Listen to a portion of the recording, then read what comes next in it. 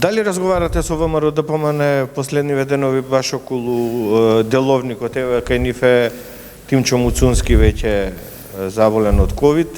Колку пратеници воопшто не доаѓаат на работа? Со ВМРО ДПМН мислам сме отворени за соработка и за разговори.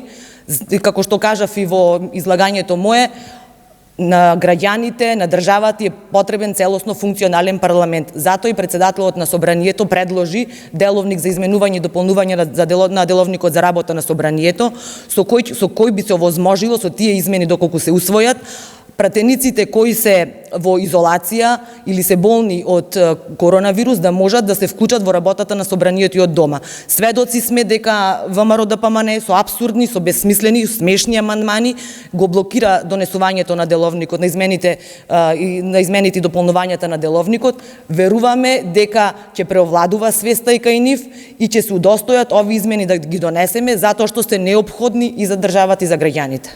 Во саботата се постигна кворум, се изгласа измените законот за финансирање на партиите.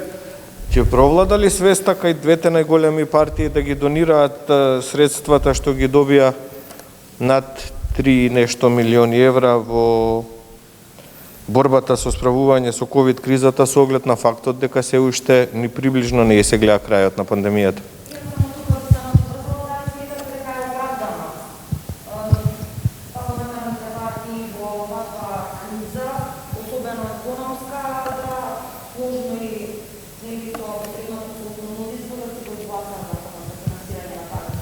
Законот за финансирање на политички партии предвидува намалување на средствата кои ги се предвидени за политичките партии, ако се спореди со 2019 година, токму поради економската криза предизвикана од коронавирусот, намалување за 30%. Тоа е со консенсус на сите политички партии, освен од една, која што беше против тоа намалување предложено од другите политички партии.